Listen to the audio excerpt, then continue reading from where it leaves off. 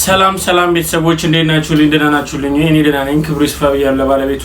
እንግዲህ ቤተሰቦች ዛሬም እንደተለመደው ለእናንተ አነጋጋሪና ወቅታዊ የሆኑ ቪዲዮዎች ይዤላችሁ መጥቻለሁ። አብራችሁን ቆዩ ስልክ እኔ ከዚህ በትህትና ጠይቃችኋለሁ። ቤተሰቦች በዛሬ ቪዲዮ ደግሞ ከሰሞኑ በእስልምናና በክርስትና እምነት ጋር የተያያዙ ጉዳዮች የተለያዩ የተነሱ ርዕሶች ነበሩ። በነዛ ጉዳዮች ደግሞ የተለያዩ ታዋቂ ሰዎች የሰጡት አስተያየት ነበረ። በዛ ጉዳይ ላይ ደግሞ የተነሳም ደግሞ ብዙ ትችቶች ሲደርስበት የነበረው ወንድማችን እሸቱ ደግሞ እስቲ ከተናገራቸው ንግግሮች መካከል አንድ ሁለቱን እንጋብዛችሁና ከዛ በኋላ በሱ ላይ ደግሞ እንደገና የተሰጠው አስተያየትን ተነስቶ እሱ እንደገና የሰጠበት ምላሽ አለ። ብዙ ሰው ተችቶታል። እስቲ መጀመሪያ ቪዲዮቹን እናያቸው። እንዲሁም በተጨማሪም ያ ሁሉ ጊዜ እንደተለመደው ቪዲዮዎቻችንን ስንጀምር በሚያስቁ በሚያዝናኑ ቪዲዮዎች እንጀምራለን። ከሰሞኑ እስቲ በታዩ አዝናኝና አስቂ ቪዲዮዎች ላይ አንድ ሁለቱን እንጋብዛችኋለሁ። ከዛ በኋላ ደግሞ የተለመዱትን ርዕሶች እናነሳለን። ወደ ቪዲዮቹ እንሂድ።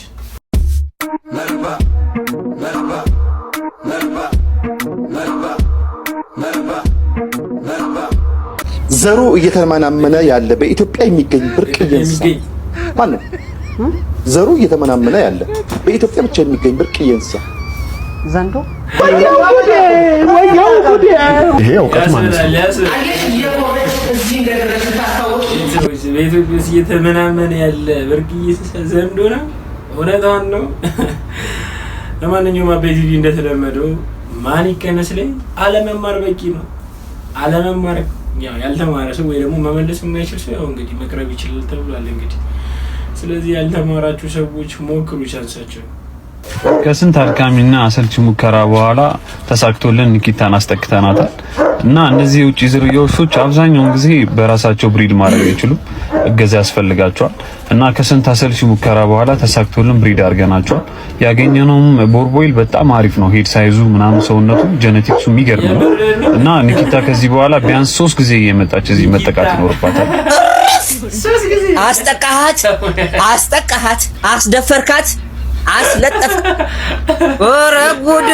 ወየኔ መጨረሻ ብዬ ደግሞ መጨረሻ የውሻ ስር ተመልካች ነው። ኦሮ በለው ወቀደ ንጉስ ያለ አንተ በሳምንት 3 ጊዜ ማግኘት አለባት። አረ ሉብ ምናምን ትጠቀም ነገር አበዛሻለሁ። አባቡ ስም ሲያወጡ ና ወንድሜ ና እዚህ ላይ ናዝጭ ላይ ብጭጭ በል በጨጫችሁብን እኮ አሁንስ ሜጃ የለንም ስንል ጭራሽ የውሻ ስር ቀጥታ በቃ ወንድሜ ከነካካው ያቀር በነካካጅ ያንተንም አሳየን ያስብለ ነው። ክፉ ነገር አታናግረኝ። እንደዚህ አይነት ነገር የተወገዘ ነው። በኢትዮጵያ ኮንቴክስት ክሉ አይሆንም። ምክንያቱም ውሻ ስር ያረገች አላረገች እኛ ምን ገዶን። በዚህ ሰዓት የኢትዮጵያ ሕዝብ ኑሮ ነው እያጠቃው ያለው። ጭራሽ አጣንት ውሻም ተስተቃብናለ ፍለፊት ላይ እኛማ ይበለን ዝም ስንል ነው መጣችሁ እንጭርጭ የምታደርጉት። ለማንኛውም ወንድሜ ትርፋማ ለመሆን የምትሰራውን ስራህን በወድልህም ስሪያውን ግን አልወደድኩልህም። ስሪዋ ትንሽ አጥነፋም። የውሻ ሚኒስተር ቢኖርማ እንደዚህ ነፍሳቸው እስኪወጣ ድረስ እያለከለኩ ምላሳቸው ከረባት እስኪያክል ድረስ መዝና ይላቸው። ለማንኛውም ለቤቷ አዲስ ከሆናችሁ ፎሎ፣ ላይክ፣ ሼር እና ኮፒ ሊንክ አድርጋችሁ እንዳትረሱ። ማፊ ሙሽክላ ቴንክ ዩ። እሺ እኛም ቴንክ ዩ ይላል። እንግዲህ በደንብ አስከባሪ በጣም ንጉሴ ነው እንግዲህ በመልስ ተሰጠልን። ባይዘው በነገራችን ላይ ቪዲዮ ሲሆን በጣም የተገረምኩት ኮሜንት ሴክሽን ላይ ምን ይላል እንግዲህ በጣም ካየኋቸው መካከል ነው ፍትህ ለኒኪታ ይባላል። እንዲሁም በተጨማሪ ደግሞ አንደኛው ምን ነበር የሚለው ዋካችሁ ብቻ ግን በጣም ብዙ ኮሜንት የሰጠው ቫይራል የወጣ ቪዲዮ ነው። ለማንኛውም እንግዲህ ስሪያ እንግዲህ ላይቭ ተጀምሯል። ወይኔ ውዴ ምን ሆነና? አረቺ ቀላል ናት። ሆስፒታል ምን ሆነሽ ነው? አረቺ በጣም ቀላል ነው። ከዚህ በላይ ስንት ነገር አጋጥሞ አይደል? አንድ ወግ ይሻለችው መታ ፊክስ ታደርጋለች። የእውነትህ ነው? አረ ይቀላል ነው አንቺ። ከዚህ በላይ ያጋጥሞ አይደል እንዴ? እንዴት አላችሁ አንተ ጦሰኛ ደሞ አሁንም ተሰበርክ። አረ እንዴ በሉን እስቲ ጓደኞቹ የሉ ነው ያዙልኝ። አሁን አረ ኖርማል ነው ማዘር ኖርማል ያዙ በቃ ያስቸግረሃል። ደሞ አቅም እንዳለ አድልኝ። አሁን አይደለም እቺ ስንት ነገርኛ እንዴ በጩቤ እንትና እንዴ ኖርማል ነው ማዘር ወይና ወለንዳ ገባችሁ ተንከርበል ና አንተ ያዘ እናቱ ጋይስ ከባድ ነው ሲጀመር። ገርሶ ጥፋት ነው። ስንት ሰው ነው ወጌሽ የሰሩ ሰው እንግዲህ ያለ ምንም ተያይዝ ዝም ብሎ ጋማ ከባድ እኮ ነው በጣም እኮ ቤተሰቦች። እና የመጨረሻው ጥያቄ ባለቤት ከቤት ውስጥ መገልገያ እቃዎች የቱን አብልጣ ትወዳለች? አልጋ ለምንድን ነው አልጋ? በጣም ነው የምወደው በነገራችን ላይ አልጋው። ከቤታችን እቃ የምወደው እሱ ትኩረት ተሰጥቶት ለተገዛ እቃ ስለሆነ በቃ ሲጀመር እንላለን። በቃ ከዚህ ቤት እቃ እኮ ትኩረት የተሰጠው ለምንድን ነው አልጋው በቃ እንላለን ስልሽ ለምን እንደሆነ ታውቂያለሽ? በቃ በጊዜውም ሆኖ በጣም በውድ ስለተገዛ አልጋ ላይ ትልቁ ኢንቨስትመንት ያደረገ ለእናንተ ውዱ እቃ የቤት ውስጥ ምንድን ነው? እኔ እንጃ ያው ትዳር ስለያዝኩኝ ይሆናል ግን አልጋ አይደለም። ግን አልጋ ግን ከሆነ ግን ያስጠረጥራል። ደርቲ ሜንድ እንዳለ እንግዲህ ቤተሰቦች ወደ ዋና ርዕሳችን ስንገባ ያው ከሰሞኑ በእስልምና እምነት ላይ በተለያዩ ሶሻል ሚዲያ ሲደርሱ የነበሩ ትችቶችን የምናስተውላቸው ይሆናል እና በዚህ ጉዳይ ላይ ደግሞ ያው ኮሜዲያን እሸቱ የሰጠው ምላሽ ነበረ። እስቲ እሱን ቪዲዮ እንመልከተውና ለማስታወስ ያህል እሱን ቪዲዮ እንመልከቱ። መጀመሪያ እስቲ አድምጦ አንተም ስለ ሙስሊሞች ያለን አቋም እስቲ ያሳውቅ። ስለ ሙስሊም ኢብራሂም በድሩን ታውቀዋለህ? ላለፉት 17 አመታት የልብ ጓደኛዬ ነው። ከዩኒቨርሲቲ ጀምሮ አንድ አልጋ ላይ እየተኛን ለሱ የሚላከውን ብር አብረን እያጠፋን ለኔ የመጣውን ስንቅ አብረን እየበላን እስከ ዛሬ ድረስ በጓደኝነት ጸንተናል። ይገርማል። ሳገባ ሚዜ ኢብራሂም በድሩ ነበረ። ሁለተኛው ሚዜ መለሰ ይባላል። የፕሮቴስታንት እምነት ተከታይ ነው። ላለፉት 17 አመታት ምርጥ ጓደኛዬ ነው። ለሱ የተላከ ገንዘብ የኔ ነው፣ ለኔ መጣ በሱ የሱ ነው። እስካሁን ድረስ በጓደኝነት አብረን ዘልቀናል። የልቤን ማማክረው ሚስጥሬን የምነግረው እድገቴን ማሳየው ጓደኛዬ ነው። ኢትዮጵያዊ ሆነ ስለ ሙስሊም ያለህን አቋም ንገረኝ ስትል ትንሽ አታፍር? ኢትዮጵያዊ ስትሆን የሌላውን ሃይማኖት አክብረ ሌላውን ወደ የራስህን ደግሞ አምነህ አምልከህ ትኖራለህ። እኔ ከኢብራሂም ጋር ኮሮና በገባ ወቅት አንድ ቤት ነበርን። ወቅቱ የረመዳንና የአብይ ጾም ነበረ። ሁለታችንም በአንድ ቤት ጾመን ሰዓት ሲደርስ እኛ ሳሎኑ ለሱ ለቀንለት ሰርቪስ ውስጥ ሄደን ውዳሴ ማርያም እናደርስ ነበር። እሱ ሳሎን ውስጥ በሰዓቱ ሶላት ይሰግዳል። በኋላ ግን ሁለታችንም በአንድ ትሪ አብረን ማዕድ እየበላን እኔ ለሱ እየጸለይኩኝ እሱ ለኔ እየጸለየ ነው በጓደኝነት የምንኖረው። ሁሉም ያመነበትን ይኖራል። ሁሉም መልካም ነው ያለውን ለወንድሙ ይመኛል። ከዚህ በተረፈ በመስደብ የሚሰበክ ክርስትና፣ በማንቋሸሽ የሚሰበክ ሃይማኖት ግን የለም። እግዚአብሔር አምላክ የሁሉም አባት ነው። ለሁሉም መዳን ይጨነቃል። የሁሉም ህይወት ያሳስበዋል። እኔ ስለ እግዚአብሔር ብዬ ብሳደብ ስድቡ ኃጢአት ሆኖ ያስወቅሰኛል እንጂ ጽድቅ ሆኖ አይቆጠርልኝም። አንተም ስለ አላህ ብለህ እኔም ብትናገረኝ ዋጋን በሰማይ ታገኘዋለህ። እኔ ስለ ሙስሊም ያለኝን አቋም ዳሩ ሰላም መስጊድ ሂድና ኢብራሂምን ጠይቀው። ብቻ ምን አለፋ ኢትዮጵያዊ ሆነ ስለ ሙስሊም ምን አቋም አለ አይባልም። ኢትዮጵያውያን ተዋደን ተፋቅረን ተከባብረን አንዳችን የአንዳችንን ሃይማኖት አክብረን በፍቅር በሰላም አንዳችን ለአንዳችን እየጸለይን የምንኖር ህዝቦች። ይሄንን ቪዲዮ ለሌላ ሃይማኖት ተከታዮች በሙሉ ሼር አድርጉልኝ። ሐሳቡን ከወደዳችሁት ላይክ አድርጉ። የእናንተን ሐሳብ ግን ጻፉልኝ። ምን ታስባላችሁ?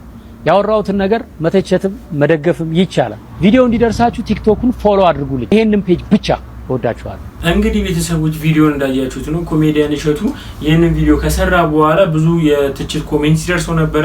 ከነዛ መካከል አንደኛው እንደዚህ ብሎ ነግሮ ነበረ። እሸቱ ካንተ አይጠበቅም ማሽቃበጥ ብሎ በተናገረው ሰዓት እንደምታዩት እሸቱ ምን ብሎ መለሰለት? እንኳን አሽቃበጥኩኝ፣ አሁንም ቢሆን ስህተቱ የኦርቶዶክሶች ጋር ነው ብሎ ነው የመለሰለት። በዚህ ጉዳይ ብዙዎች ቅር የተሰኙበት ነበረ። ብዙዎችም ደግሞ በንዴት ስሜታዊ በመሆን አላስፈላጊ ኮሜንቶች ይጽፉ ነበረ። እስቲ እኔ ራሴ ልጠይቃችሁ በዚህ ጉዳይ ላይ ሐሳብን ከምሰጥበት ይልቅ እናንተ እውነት ችግር ያለው ስህተት ያለው ማን ጋር ነው? እናንተ እስቲ ሐሳባችሁን ኮሜንት ሴክሽን ላይ አጋሩኝ። እስቲ ወደ ቀጣይ ቪዲዮ እናለፍ።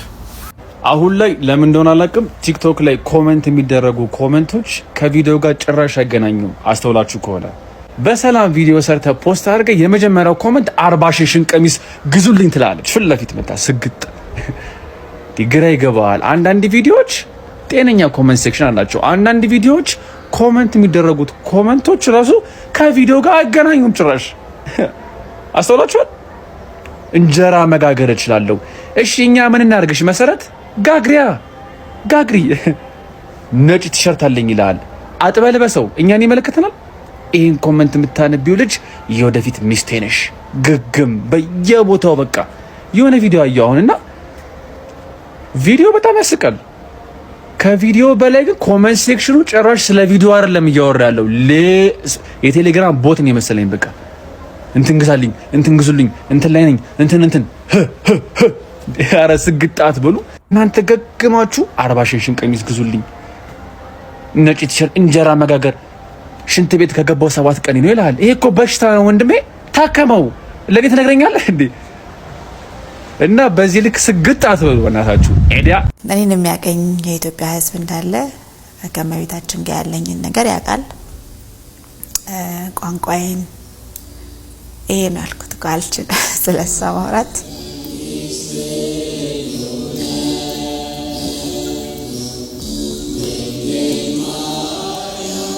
እንዴት ኢንተርቪው እንዴት እንደሚሄድ አላውቅም። ብቻ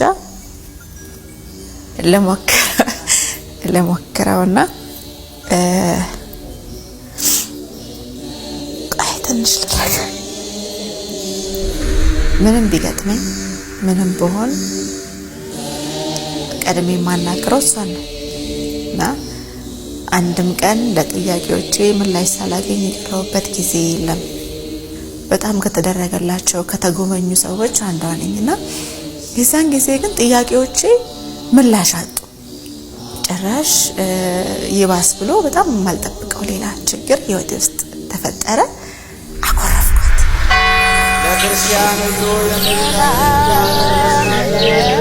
በጣም ነው የሚገርመው። እግዚአብሔርን አኮረፍኳት።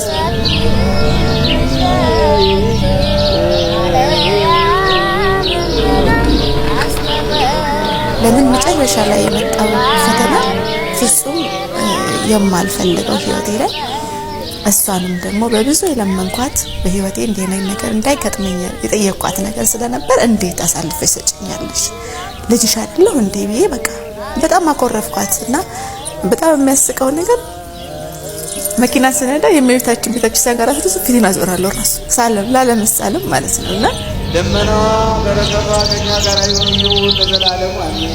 አንድ ቀን ሌሊት በቃ የሆነ ድምጽ ነገር ነው የሚሰማኝ። በቃ ግሸን ይለኛልና ደነገጥኩ። ማለት እንዳልኳችሁ ገዳም ብዙ የሚሄድ ሰው አይደለሁም፣ ህልምም የሚያይ ሰው አይደለሁም። ይሄ በብዛት ህልም አላይም። እኔ ተኛው ጠዋት እነሳለሁ እግዚአብሔር ይመስገን። መሀልም ማለት አልንቀሳቀስ በጣም እንቅልፋም ነኝ። ተኛለሁ ጠዋት ነው የምነቃው። ጠዋት ተነሳውና ግሸን ሄዳለሁ። እንዴት ይኬዳል? ቤት በኩል ይኬዳል? ምንድነው ማቀው ጉዳይ ብቻ ጠዋት ተነስቼ ግሸን እንደሚሄድ ብቻ ነው ማቀው። ከዛ ተነሳው በቃ ትኬት ምናምን ተቆራረጠ ሄድኩ። እመቤቴን እኔ እንዴት እንደወጣሁት አላውቅም። ያንን የሚያህል ዳገት የግሸንን ታውቁታላችሁ መቼም። እንዴት እንደወጣሁ እመቤቴን ነው የምታውቀው። በሯ ላይ ደረስኩ።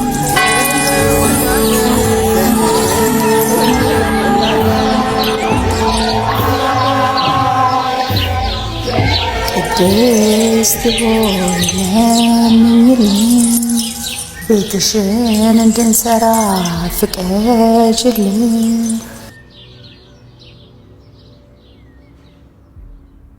የኔታ አቤት። ቅዱስ ጳውሎስ ላይ ሚስት የላስቲ የቅኔ የተማረሙት ነው ደስ ስትሽ እሰይ እሺ። ቅዱስ ጳውሎስ ላይ ሚስት ለባሏ ትገዛ፣ ባል ደግሞ ሚስቱን ይውደድ ይላል። ያ ትርጓሜው እንደው በእርሱ አንደበት ብንሰማው፣ ምክንያቱም ብዙ ትርጓሜው ብዙ ሰዎች ላይ በጣም ጥሩ ስለዚህ ሐሳብ ስለሚያደርግ ሐሳቡ ያለው እንዳልሽው በሐዋርያው ቅዱስ ጳውሎስ መልእክት ኤፌሶን ወደ ለኤፌሶን ክርስቲያኖች በጻፈው 5ኛው ምዕራፍ ላይ ከቁጥር 20 እስከ መጨረሻው ድረስ ነው። ምንድነው የሚለው? ዋንትን ይሄ አንስት እናንተ ሴቶች ሆይ ታዘዛ ለባሎቻችሁ ታዘዙ ተገዙ ይልና ወከማው እናንተም ወንዶች ሚስቶቻችሁን ውደዱ ይላል። ትልቁ ጥያቄ እኔ መልሼ አንቺን ልጠይቅሽ፣ ከመታዘዝና ከማፍቀር ዋጋ የሚያስከፍለው ማለት ማፍቀር እሺ ልገልብጠው ጥያቄው። ከአፍቃሪና ከተፈቃሪ ይልቅ ብዙ ዋጋ የሚከፍለው ማለት ለምሳሌ አንቺ አንዲት ሴት አፈቀረች እንበል። አፍቅራ ልቧ ውልቅ ብሎ 6 ሰዓት እንገናኝ ትለዋለች። እሷ ምናልባት እዛ ቦታ 5 ሰዓት መታ ሊሆን ይችላል። እሱ ግን 6 ሰዓት 8 ሰዓት ሊመጣ ይችላል። 8 ሰዓት መጥቶ ለምን አረፈርክ ብላ የመጠየቅ ሞራል የላት። ፍቅር ዋጋ ያስከፍላል።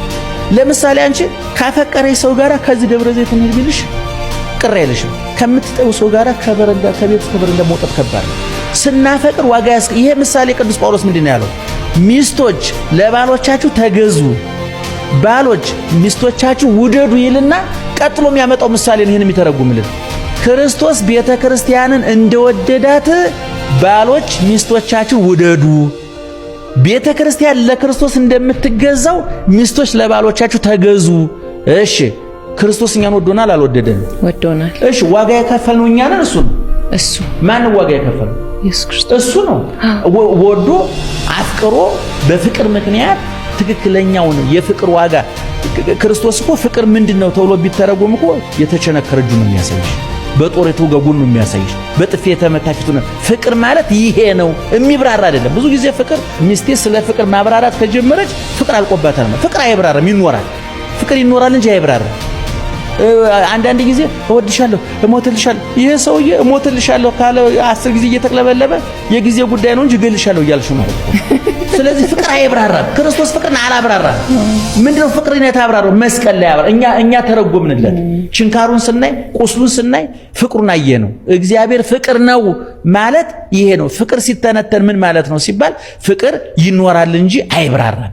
ስለዚህ ክርስቶስ ወንዶች ሚስቶቻችን ውደዱ አለና ክርስቶስ ቤተክርስቲያንን እንደወደደ ወዶ ምን አደረገላት ይልና ቅዱስ ጳውሎስ ያ ሁሉ ዋጋ ከፈለላት። ስለዚህ ባሎች ሚስቶቻችሁን ውደዱ ማለት ዋጋ ከፈሉላቸው፣ ተረዷቸው፣ አዳምጧቸው።